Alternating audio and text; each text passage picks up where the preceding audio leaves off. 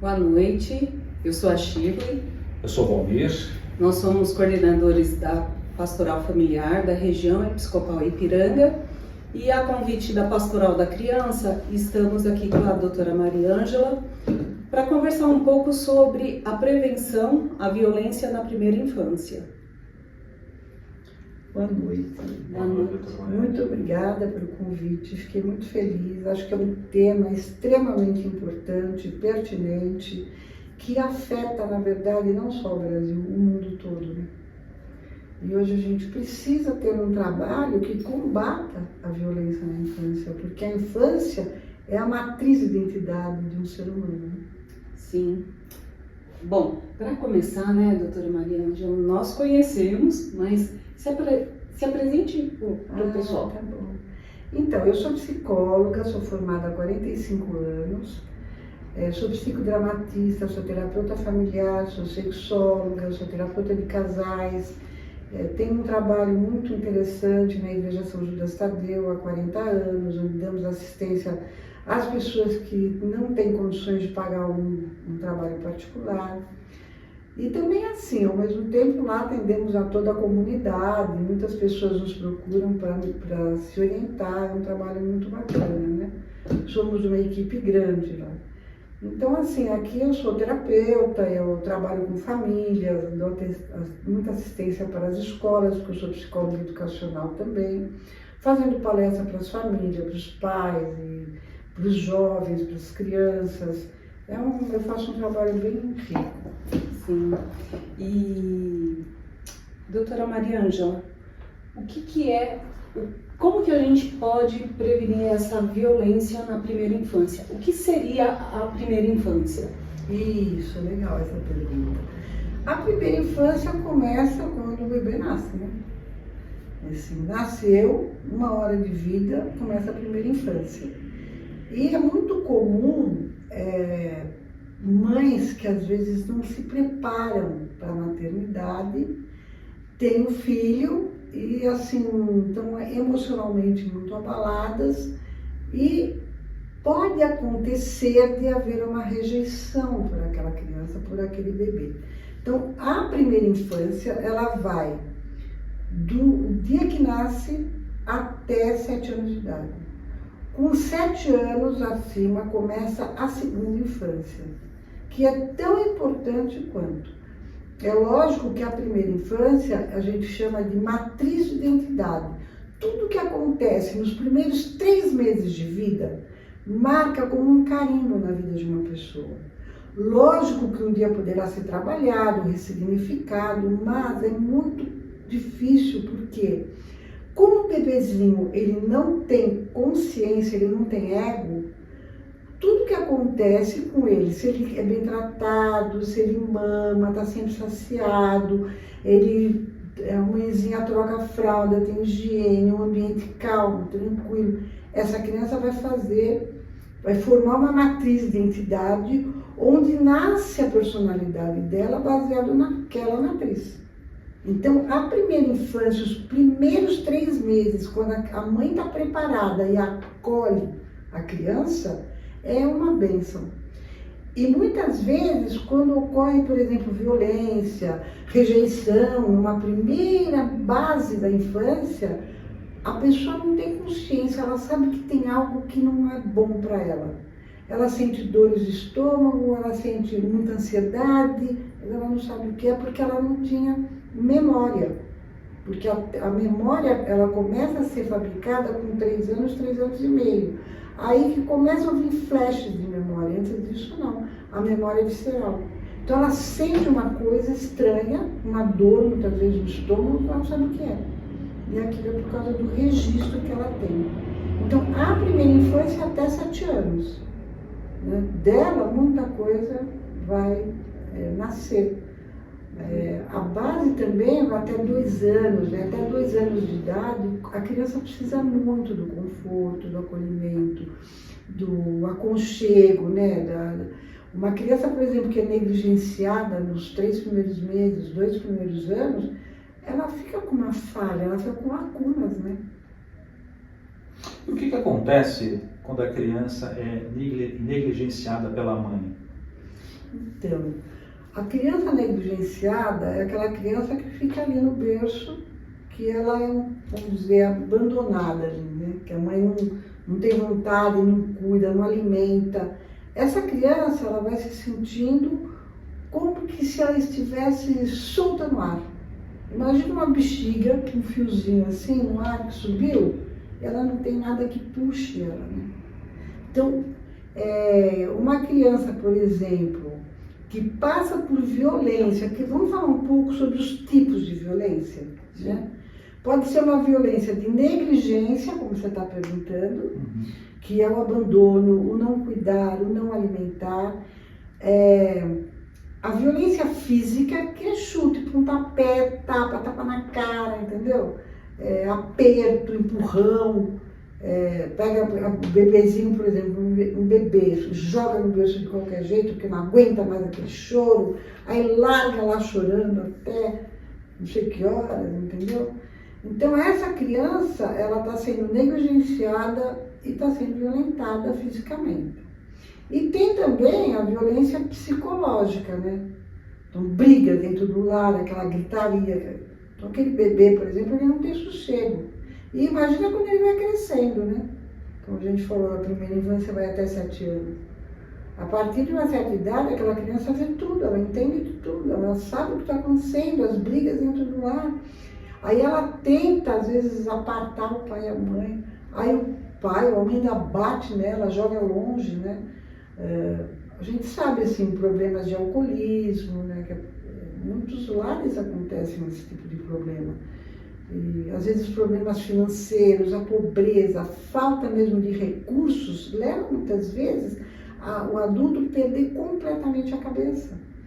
Né? Buscar saídas que vêm tumultuar muito mais o ambiente e a vida dele, como problema com drogas, com bebida, né? E aí a criança vai sendo criada naquele clima, né? Por exemplo, uma criança com 2 aninhos, ela começa a ter interação com o mundo. Então é pouco ainda, né? Ela tem interação com o pai, com a avó, com uma tia, uma vizinha, uma creche. Uma criança já um pouquinho mais velha, ela tem interação com o mundo. Aí vamos dizer que ela apanha o tempo todo, ela começa a bater na escola, ela começa a morder, ela começa a empurrar, ela não aceita determinadas coisas simples, ela não consegue brincar com. Então seria mais ou menos os sinais, aqueles sinais, né? Sinais. Aí a professora, a coordenadora, às vezes até uma servente de pátio começa a observar e percebe que aquela criança, na verdade, precisa de ajuda. Só que muitas vezes aquela criança ela é rejeitada. Então a escola também começa a dar um jeito daquela mãe levar para outra escola. E, na verdade, ela está precisando de cuidado, ela está precisando de acolhida. Se aquela criança for acolhida e abraçada, ela vai melhorar muito. Né? Porque às vezes uma terapia não é ir lá fazer uma terapia. A terapia, às vezes, é o tratamento que ela vai ter em determinados ambientes. Né? Que a mãe deixa, às vezes, o dia inteiro. Hoje, uma criança de 2 até 6 anos, ela já passa horas fora de casa. Se a escola tiver uma atenção para aquilo, seja qualquer escola, se ela tiver uma atenção para aquilo, aquela criança tem chance de melhorar. Né? Quantos exemplos nós temos do Instituto São Judas, que antigamente era um orfanato? Eu lembro que quando eu comecei meu trabalho na igreja, em 84, tinham muitas, acho que eram 120 crianças na época. E tinham crianças, tinha um menino, por exemplo, que eu tratei, que ele pegava um saco de boxe e socava tanto que ele se machucava. Mesmo com a luva de boxe, ele se machucava de tanto ódio que ele tinha dentro dele. Né? Aí aquela acolhida, os padres, sabe, as freiras ali, né? Os voluntários, aquela pessoa, aquele menino, né, que chegava lá, às vezes com 6 anos, ele ia melhorando, ele ia, sabe, como que uma vela que ia acendendo. Ou seja, com amor, tudo vai se resolvendo. Isso aí, o amor cura. O amor cura, exatamente. Então, e aí assim, os tipos de violência, né? Por exemplo, tem violência que é subreptícia, né? Então, sei lá, por exemplo, um pai que chega em casa, bate, tampa a boca para a criança não gritar, né? Queima com cigarro e tampa a boca para não gritar. Eu já vi coisas assim, nesse trabalho aqui da Unifesp, a gente viu casos bem assim, bem graves, né? Tristes mesmo, né? Aí você vê como que essa criança vai chegar lá na fase de adolescência, gente. Falar da primeira infância é falar da matriz de identidade de qualquer ser humano. E aí vem as fases, né? Que tem a chance de melhorar, de curar, e tem a chance de piorar. Imagina, por exemplo, vai até 7 anos apanhando. Dos 7 até os 10, 11 anos, apanhando. Aí entra na fase de adolescência, 12, 13 anos, apanhando. Ele não vai bater? Ele não vai ficar uma pessoa violenta? Eu lembro quando aconteceu aquele caso Suzano, do garoto que entrou na escola, matou vários colegas e tal, né?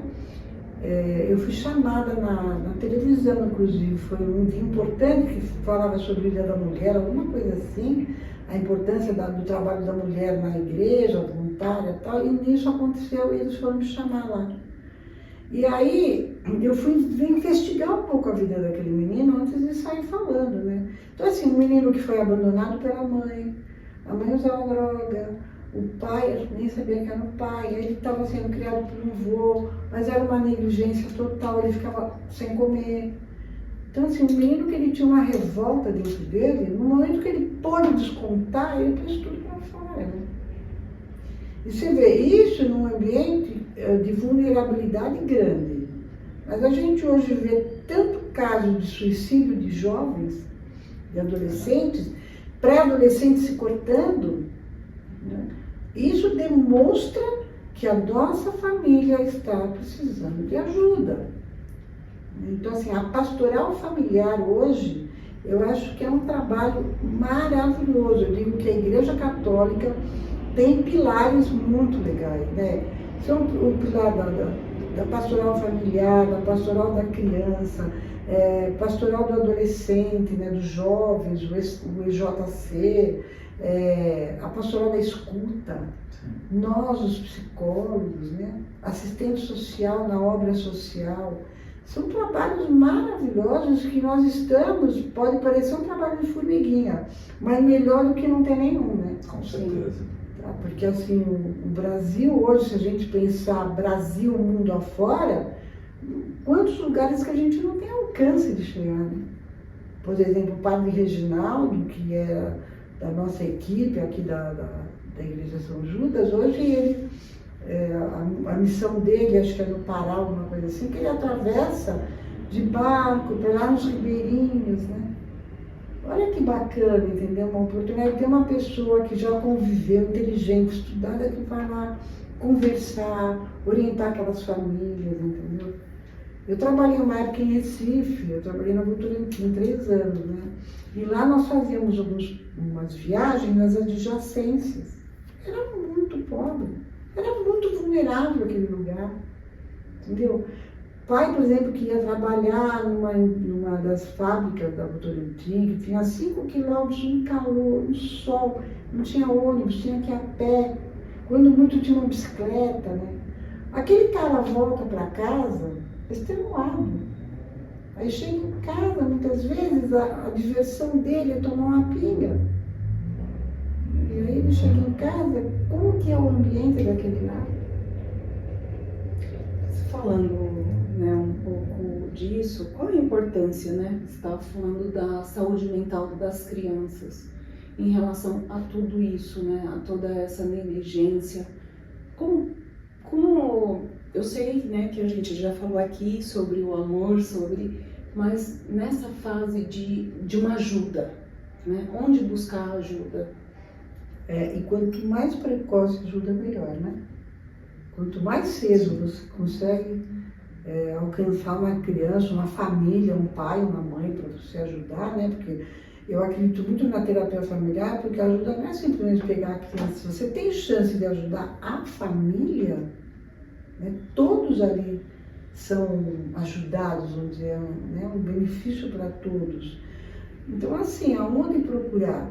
Aqui, o Hospital das Clínicas tem um trabalho, tem assistentes sociais lá. Teve uma época que eu fiz um trabalho no programa de adolescente do Hospital das Clínicas, junto com a doutora Albertina Duarte. E nós atendíamos meninas da antiga FEBEM, né, que é a Casa do Menor. Né? E essas meninas, assim, completamente abandonadas pela família, elas passaram por uma série de atendimentos com a gente e vinha com escolta, entendeu? Porque elas estavam na FEBEM. E aí elas participavam de grupos que a gente chamava de grupos operativos, onde você faz dinâmicas, você faz brincadeira e ao mesmo tempo você vai conversando e orientando, né? Como era bonito aquele trabalho, né? Que hoje ainda existe, a doutora Albertina Duarte toca esse trabalho maravilhoso que é o programa do adolescente. Então, assim, é um dos trabalhos que existe, né, para meninas e tal. E outras coisas são algumas clínicas de escolas, como PUC, Unip, que são as escolas, as faculdades de psicologia, que oferecem atendimentos através das clínicas de escola. Tem muitos outros, né? Na Unicesp, por exemplo, hoje a gente conta com alguns psiquiatras no UBS, não sei se tem, assim, mas assim, muitos postos de saúde que têm atendimento com psicólogo, com assistente social, com um psiquiatra. E aí também tem os conselhos tutelares, né? Conselho tutelar também eles ajudam no sentido de direcionar aquele caso, né? Como guiar aquele caso. Porque, por exemplo, a gente aqui não fala do abuso, né? Mas tem crianças pequenas que sofrem abuso, que também não deixa de ser a violência, né? Só que é um abuso sexual, né? Somado com violência. E aí, esse caso, hoje mesmo eu estava numa escola, um caso de negligência, que a criança tem faltado há muito tempo na escola, e eu perguntei, e o conselho tutelar? O coordenador falou, não deveria estar noticiado. Então, o conselho tutelar provavelmente vai na casa, vai visitar uma assistente social. Nós tivemos um caso numa casa de aluguel, num bairro um pouquinho mais afastado, não é bairro de periferia, mas um bairro um pouquinho mais afastado, e quem alugou a casa foi um homem com 3 crianças, 3 meninas. E a mulher, que eu não sei se era esposa, o que era, e ele batia muito nessas crianças. E os vizinhos ficavam nos ligando. E a gente ia lá, às vezes, para ver alguma coisa da casa, e eles nos avisavam, olha, é demais a gritaria das crianças. Aí eu denunciei no Conselho Tutelar, lógico que é tudo, como é que se diz? Isso não é uma palavra, mas assim, você liga, ninguém sabe quem é, nunca você vai ser de sigilo absoluto. E aí eles foram na casa. Aí o que ele fez? Ele mudou da casa. Ele sumiu. No Conselho Tutelar perdeu de vista. Eu falei, bom, não tem problema, porque ele vai para outro lugar vai denunciar, né? Então vai chegar uma hora. Dentro disso, né, doutora Maria, qual seria o papel da escola e da comunidade diante disso, assim? Então, é muito sério, né? Eu tinha uma tia, que inclusive ela faleceu há bem pouco tempo, e ela tinha uma creche lindíssima em Guarulhos, e tinham 400 crianças lá. Aí veio essa lei que não pode mais ter orfanato, a criança tem que... Mas ali, o que ela fazia? Ela trazia as mães para ajudar na creche no final de semana, limpar, fazer, faxinar. Ela falava, aqui você não vai pagar nada, mas eu quero que você venha me ajudar a organizar, a manter a creche limpa. E com isso ela trazia as famílias para junto. Aí ela falava, sabe que seu marido pode trocar uma lâmpada? Sabe que seu marido pode colocar aquele vidro que quebrou? Entendeu? E aí eles iam... Então a creche funcionava o tempo todo, de segunda a domingo. Chegava aquele final de semana, fazia campeonato, né, sabe, de futebol com as crianças, fazia festinha. Então, assim, era uma coisa bacana. Então, a comunidade pode sim participar. Vocês são da Pastoral Familiar, eu sou da Pastoral Familiar, estamos aqui. Isso é uma ajuda, é a comunidade em ação. Às vezes você não consegue atingir lá dentro daquela casa, mas você vai atingir através de uma live, do Instagram, né? Porque hoje em dia todo mundo mexe no celular, né? No YouTube. Isso é um trabalho da comunidade, né? Muitas vezes os padres que vão para dentro das favelas, comunidades, né? Por exemplo, que a gente tem na comunidade Mauro, tem a creche, que os padres participam, né? Os voluntários, os professores contratados. É muito bacana o trabalho que uma comunidade pode fazer. Então, assim, é devagarinho, mas devagarinho a gente chega lá. Com certeza, com certeza. Ontem mesmo tivemos a palestra do Padre Lício, que inclusive até eu já fiz uma live, eu e ele. E eu acho fantástico o trabalho que ele faz, né? Porque ele leva a consciência do que pode acontecer. Por que uma pessoa chega ao ponto de suicidar? Quantos traumas dentro dela, né? E você sabe que ontem a gente esteve lá, né? E o padre deixou bem claro, né, que tudo se cura realmente com amor, né? Então esse acolhimento, essa importância, né, de se acolher, de dar esse carinho, de fazer essa mudança, né, na família. Isso é bem importante. A comunidade tem essa responsabilidade, né? A gente, como pastoral familiar, a gente pensa muito nisso, né? Nos casos especiais como que a gente pode tratar essas famílias, né? E essas crianças, né? Mudando a história delas. Às vezes uma coisa que você fala, você muda uma história, né? Visita aos lares, né? É que às vezes é difícil mesmo a gente atingir, alcançar. Eu acho que as políticas públicas precisam ser melhor atingidas, né? Sabe, as leis, entendeu? E fazer cumprir a lei, né? Você vê, por exemplo, eu fui fazer uma palestra numa escola sobre bullying, e aí vem muito o assunto do cyberbullying. É uma violência, né? Uns com os outros, de onde tem isso, né? Por que a sociedade está tão agressiva? E nós precisamos nos ater a isso, né?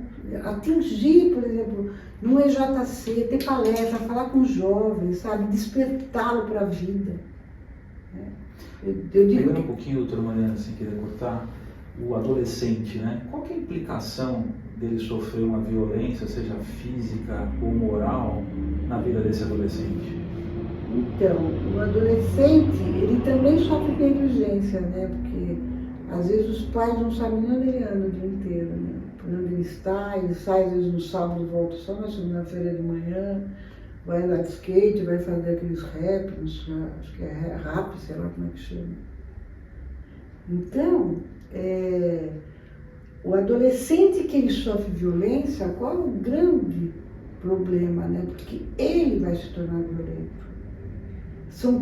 Alguns têm uma resiliência de suportar e falar, eu vou transcender isso e vou buscar e vou dar largada da minha vida. Mas muitos não conseguem. Então eles partem para a bebida. Hoje em dia tem muito adolescente... Um encara como um desafio de superação. Né? Isso. Se ele encarar como um desafio de superação e buscar uma resiliência interna, ele vai para cima e ele conquista grandes passos na vida dele, de profissão, né? De ser bem sucedido, seja no que for, em que área que for. Agora, se não, o que acontece? Ele fica vulnerável, só sofrendo, aquele ódio vai subindo, a ira, né? E quando ele tem oportunidade, ele desconta, ele se vinga, porque ele não sabe o que fazer com aquilo dentro dele. Então ele acha que se ele fizer igual, ele vai se sentir aliviado. O bullying começa por aí. Um jovem que faz bullying com o outro, ele tem um sofrimento interno, que ele não está sabendo como lidar.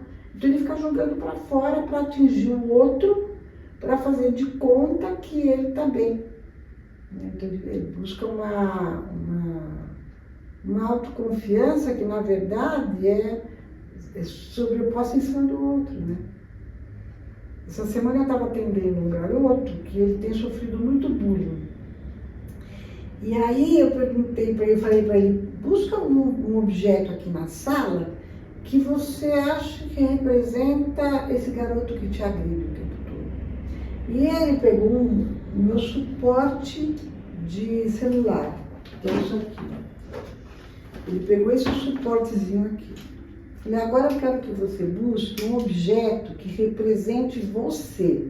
Aí eu quero que você pegue ali atrás, Valmir, um controle do meu abajur. Isso. Aí ele falou que era isso. Aí eu disse para ele, olha que coisa, você pegou a luz para você e o suporte para ele. Então ele está se apoiando na sua luz. E você acha que a sua luz está ofuscada. Ele é um adolescente de 13 anos. E ele ficou olhando assim para mim e falou, nossa, eu nunca pensei que eu tivesse essa luz toda. Eu falei, você pode ter a cor que você quiser da sua luz, olha, que nem aquele abajur. E isso aqui eu achei que representou demais, né? Esse cara aqui, ele foi violentado, ele está negligenciado, entendeu?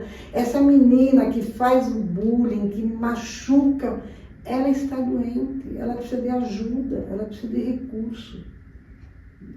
Esse menino aqui que tem a luz, mas a luz está ofuscada pelo sentimento dele, ele precisa de redescobrir a luz para lá para fora, através do quê? Dos esportes, das atividades de arte.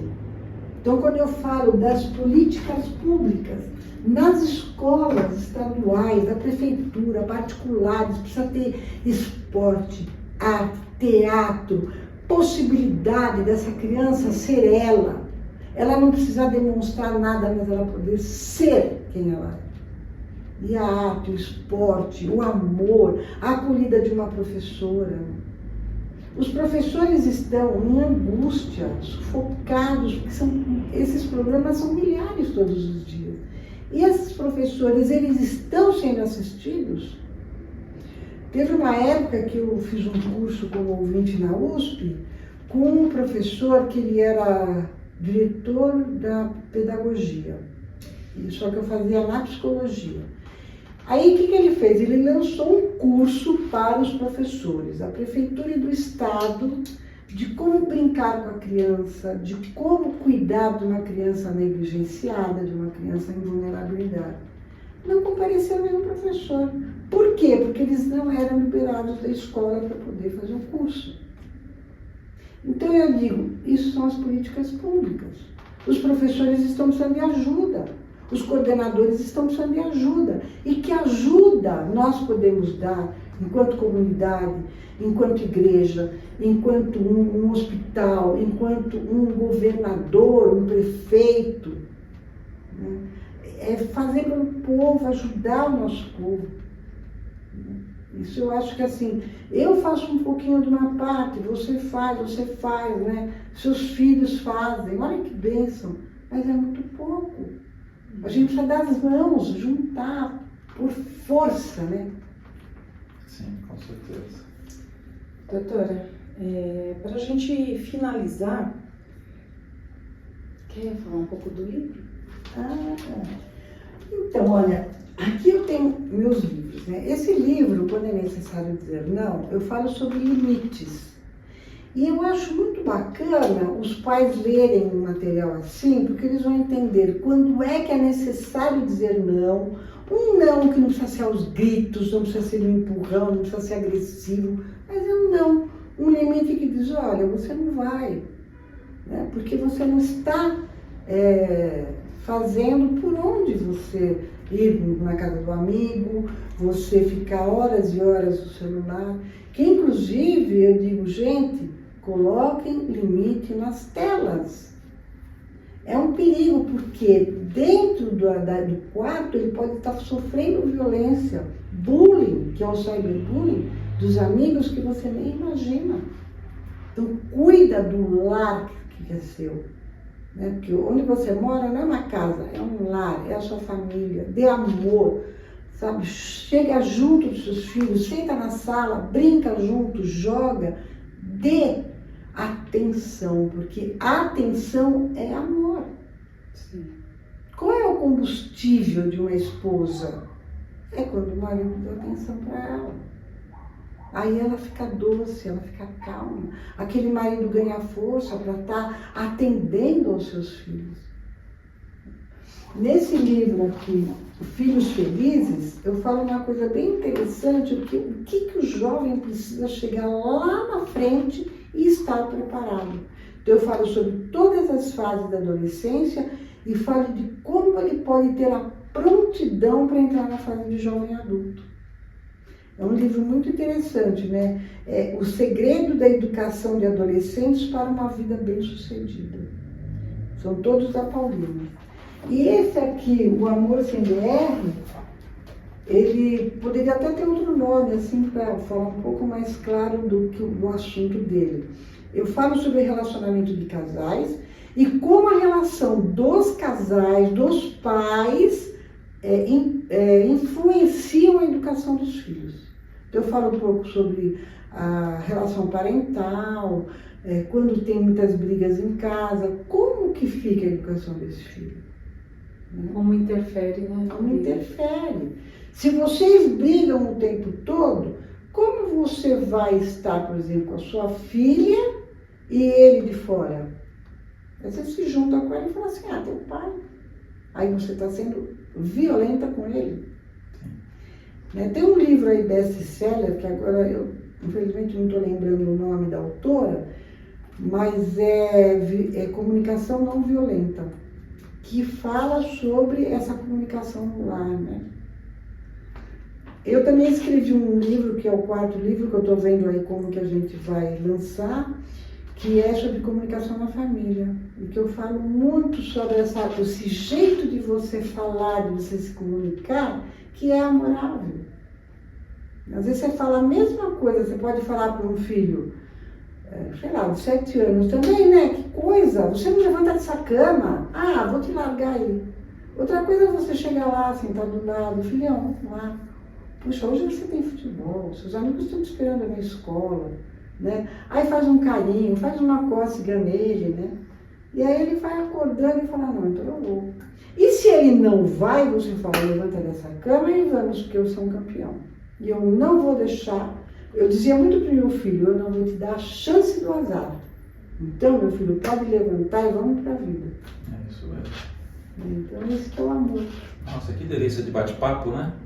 Muito gostoso dessa Semana Nacional da Vida, né? A gente aí conversando de um tema tão rico, né? Tão importantes no nosso dia a dia, seja no nosso lar, seja no seu no trabalho, trabalho, em todo lugar. A importância, né, de prevenir, né? Prevenir aí a violência na primeira infância, mas acabamos já falando um pouco de tudo, né? Sobre família, pastoral familiar é isso, dos né? casais. Sobre os casais, porque não só na primeira infância, mas que essa primeira infância leva, né, a um É a matriz, né? Que nem a matriz do jornal, né? Sim. Para nascer o jornal não faz, né?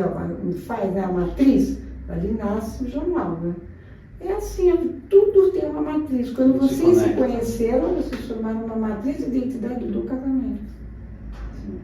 Muito Então tá bom, Maria Ângela, a gente Ótimo. queria agradecer a sua Muito obrigado por participação. compartilhar os conhecimentos. Foi muito bom, muito ótimo. Que bom. Foi mesmo, muito gostoso estar com vocês, ter esse convite, né? E vamos, enquanto comunidade, né? Chamar, por exemplo, para fazer palestras nas escolas, nas igrejas. Vamos embora, gente, vamos trabalhar e vamos ensinar. Né? Que isso vai ficando, é um semear que muitas pessoas vão colher para frente, né? Sim. Muito bom. Então, Deus muito abençoe. obrigada, viu? Muito obrigada, Deus abençoe também vocês, e Deus abençoe a quem está nos ouvindo e que Deus possa nos ajudar e nos orientar cada dia mais sobre o amor. Amém. Amém. Obrigada. Obrigado.